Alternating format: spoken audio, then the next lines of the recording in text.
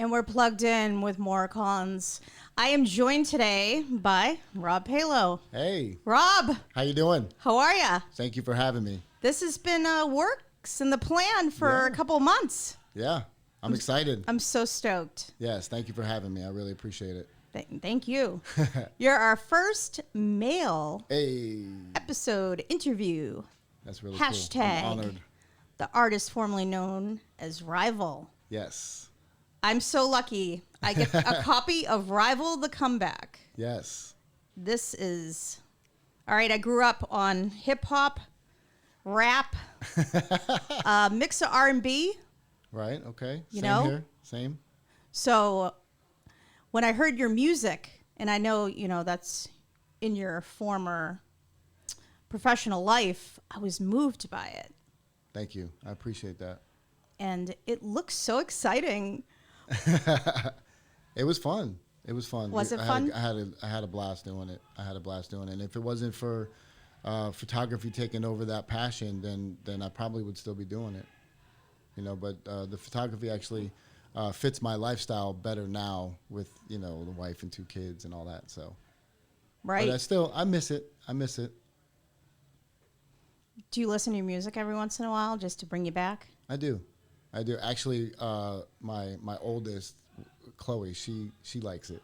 She wants to play it. She was like, "Monster Inside, Daddy, Monster Inside," and she likes The Chase too. The Chase. Yeah.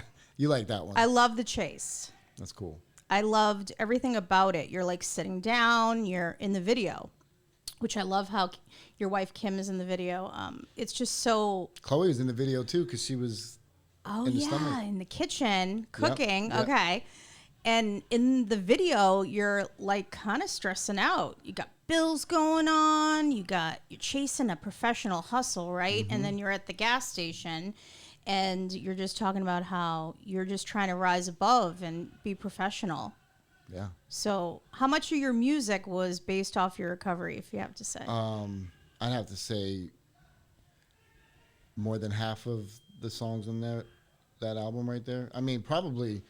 there's always those innuendos in there, and it's just like that's just I wrote my life, that was like actually there are other songs in there from prior to because that's kind of like my life's work or whatever, if you will, but more than half of it is recovery based and about the message, but just in my own way of presenting it, so it's cool.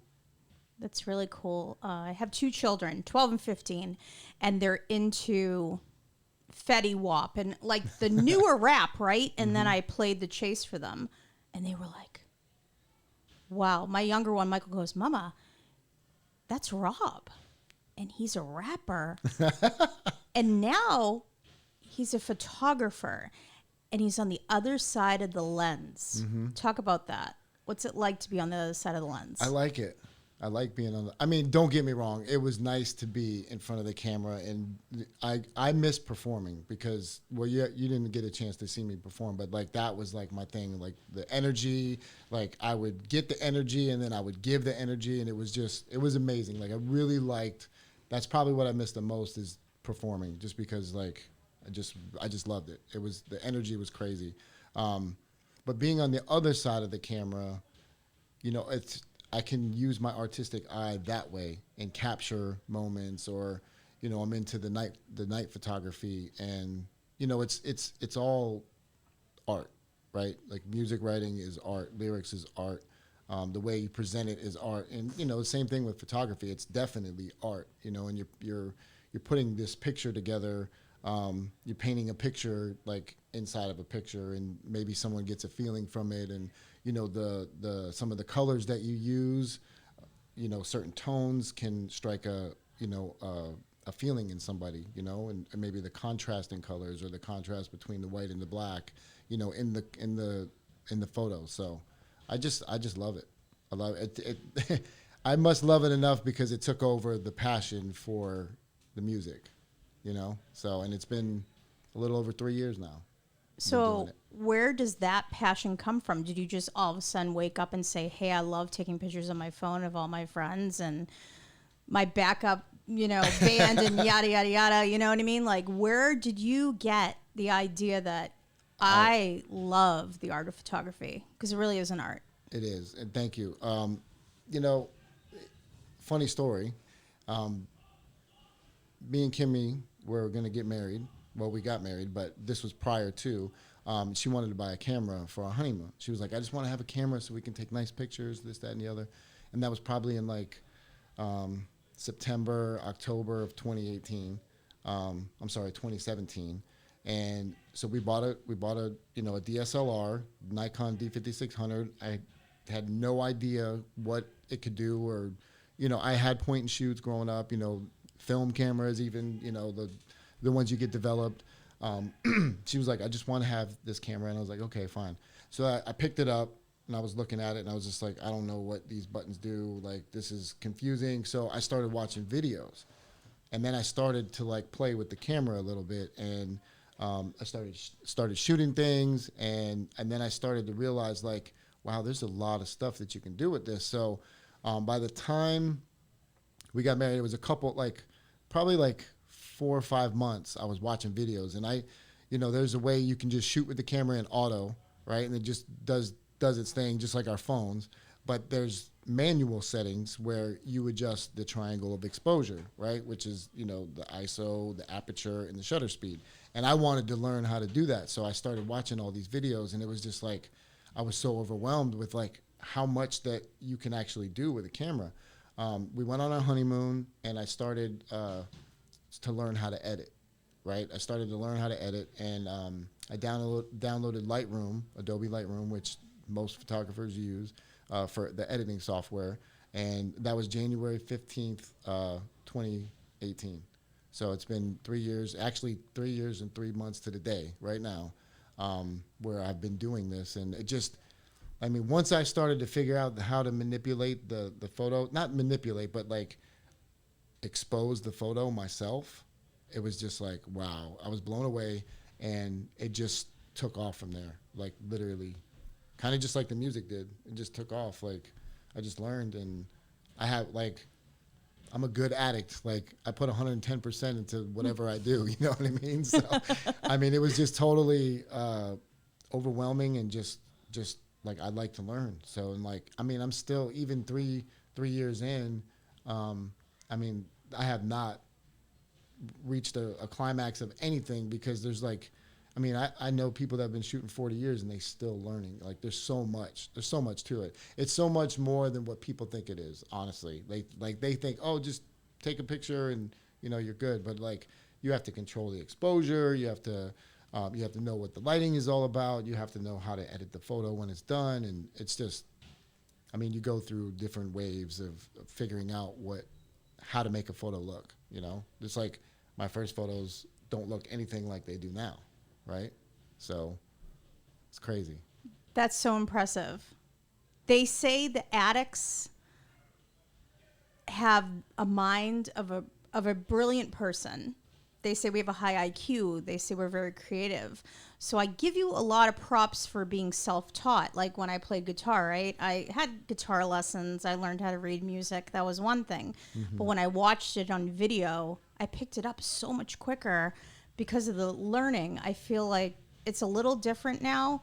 I don't, correct me if your situation's a little different than mine from experience, that I can't sit in a class like I used to be able to. I don't think I could do that either. My attention is gone. I'm a visual learner. That's like when I watch the videos is how I learn. And then I get a grasp of what they're doing, and then I take it out and I do it myself. And then it's, you know, repetition and stuff like that. And plus, being the good that I am, and taught humility and taught to ask questions and how do you do this, this, and this. Like, there's so many people that have helped me along the way. You know what I mean? So I ask questions. If I don't know something and I see that they can do something that I want to achieve, then I'll ask, like, hey, how did you do that? Or would you mind pointing me in the right direction so that I could learn that? You know, and then I give it back to, like, some people, you know, on Instagram will ask me, hey, how do you do this, that? And I'll just be like, this is how you do it. So not everybody, but, you know, some people. Right. So who inspired you?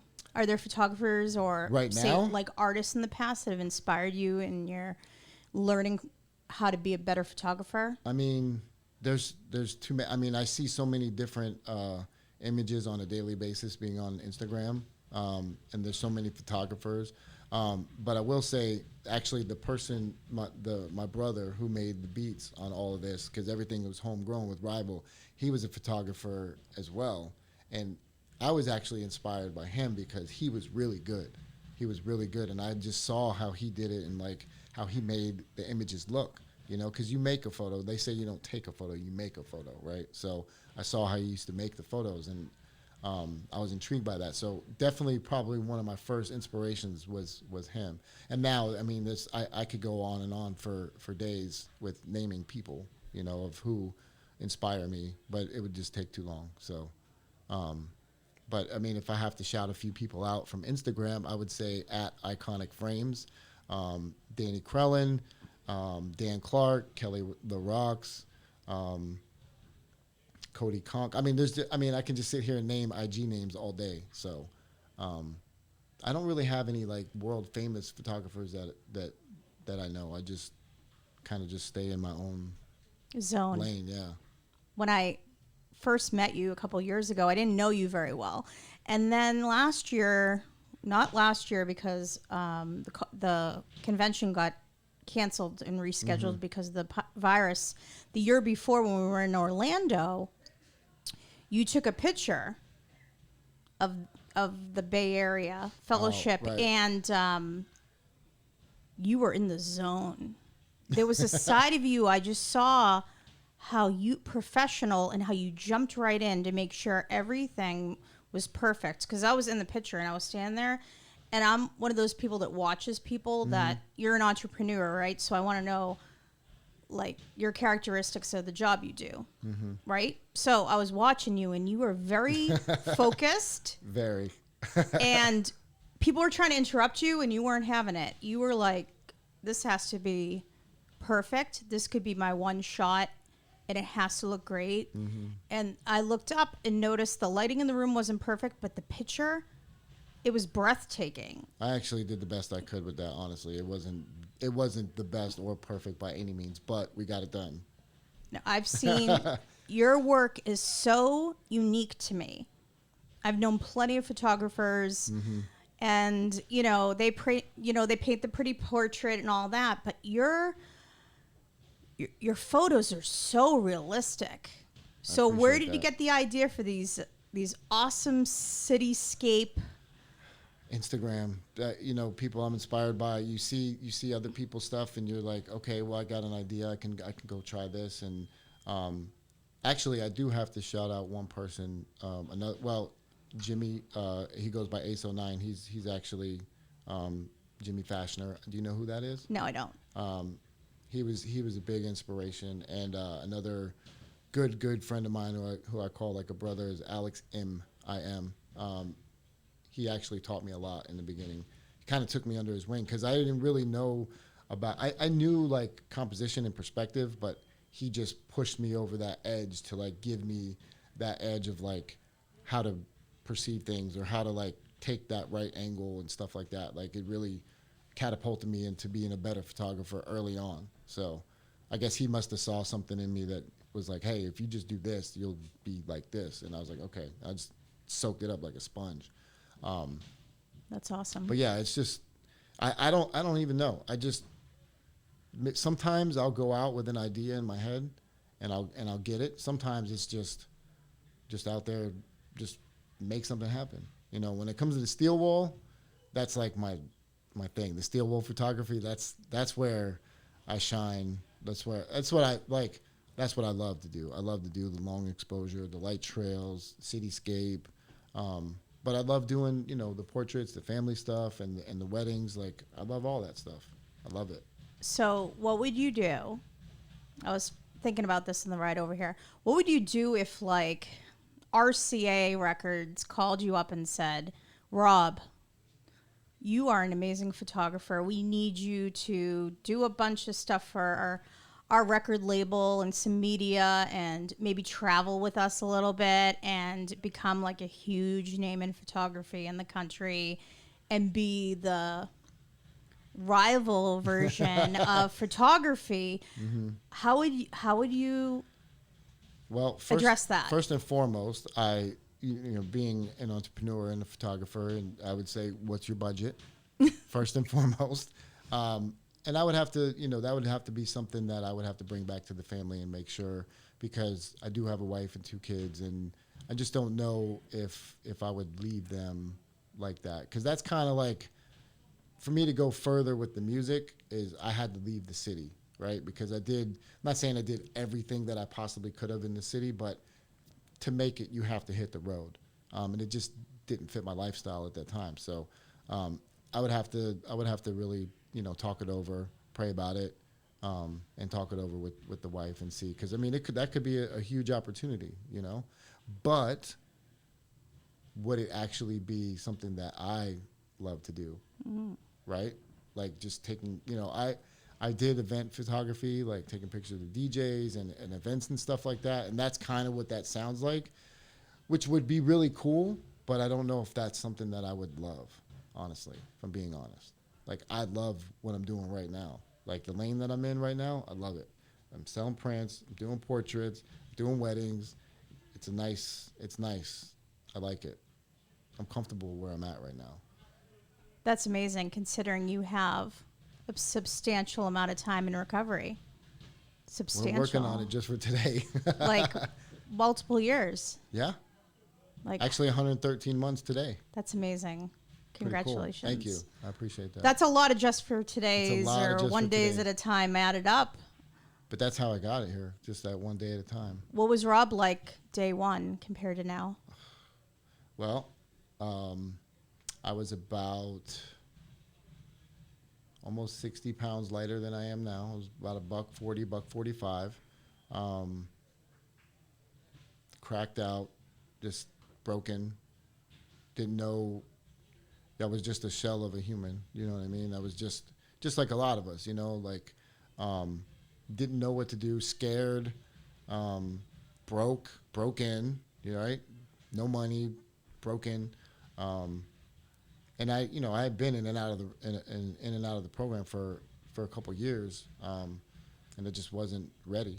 And then, you know, when us addicts, like when we're ready, and I was ready, and I came in and out a little bit more, and then finally, like October 15th, 2011 is when I picked up my last white key tag, and it's been, it's been amazing. You know what I mean? But when I got here, I didn't know what was going to happen, but I knew deep down inside, and I say this to a lot of people, and even when I share my story, like I knew that if I didn't get clean, that I was going to die, because at that time, that in 2011, around that time, there was so many people were just dying.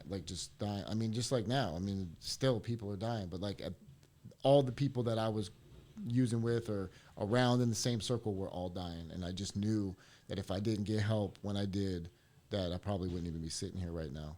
And I was getting to that point of where, like, the yets you're eligible to, you know, like I didn't go to jail yet for using, like all that stuff was going to get crossed off. I knew it, because like the ways and means were getting less and less, you know. You can only manipulate your family and your friends for so long, you know. So that's why I'm just so grateful, you know, and they say a grateful addict will never use. And sometimes, you know, I'm not the most grateful person every single day, but when in the heat of it, like I know, like as long as I stay grateful, I got a chance, you know. That's what I was taught, and that's my experience. The sooner I can get into gratitude, the better. So how do you keep all this in balance? How do you do it? What's your recipe for all of this? I don't, you know. Love to know, considering you work so much. It's funny. It's funny you ask that, because like, and I do. It was a learned thing, you know. Coming into the program, it was just recovery. That was it. Like, and I didn't even do any music or anything extracurricular like that until I had over a year clean. And I really listened, like, because I came in and out of the room so many times, I never did anything that people told me to do. I just did what I wanted to do, or I'd just focus on the differences and not the similarities. I'd be like, I don't look like you. I didn't sell my ass. I'm not as old as you. You know, all these different things that I was, you know, and I never got a home group. I never got a sponsor. I never worked the steps. I never did any of that stuff. But when I became willing, we become willing, I started to do that stuff, and it just, just started to take, you know, and I went to like 3 or 4 meetings a day my first 90 days. So I did like almost 300 meetings in 90 days. And like that's where my recovery started, you know, and the morning meeting, the morning serenity was my first home group. And, you know, someone in the program, I won't say their name, but it was like, if you woke up and got high, you should wake up and go to a meeting. And like that was like the first cliche. Like I was just like, wow, like that resonated with me. I understood that because when I woke up, I had to get high or I was going to be sick, you know? So I took that. And then I heard like, chase your recovery like you chase your dope. Like the cliches in the beginning, even still now, today, like they just resonate with me still and they make so much sense, you know? Like if you sponsor yourself, you got a dummy for a sponsor. If nothing changes, nothing changes. Like if you do the same things that you always did, you're going to get the same result that you always got, right? Like those things, like chase your recovery like you chase your dope. Like, and I did that because I mean, I'm sure you chase your dope pretty hard, right? So, I mean, it just made sense. Like you just switch those things and it made sense for me. So I'm just grateful that I was at that moment and those times and I heard those things and it brought me to where I'm at today, you know? And I give you credit for having that tight group of friends, right? That you have that have similar dates, similar amount of time that hold you accountable and hold you up, and you're kind of on this journey together, right? Absolutely. So when I got clean in '07, I was up in Massachusetts. All those people, they've either died, they're not clean anymore. A few of them are. But I mean, I moved down here and I picked up and relapsed for a few months and came back. So I had to start that process all over again. And so I admire you for hugging your clean date and holding that close. It's number one, right? So what is the natural high in your life now? Is it your photography? Is it success? Is it your family? What keeps you going? Well, first and foremost, I love my family. I love my wife. I love my kids. I mean, of course, you know, and you've seen my kids and you've seen my wife and you know, like we have a nice family. We really do. I'm a very blessed man to have such beautiful women in my life, you know, and they love me for me. And I can be a lot sometimes, you know, I'm just keeping it 100. You know, the photography, you know, going out shooting, doing a shoot for something. I mean, it's just like, I know there are other things that I should be grateful for in the moment, you know what I mean? But you're asking, so I'm just saying it, like when I'm out shooting or I'm on a shoot, nothing else matters at that moment.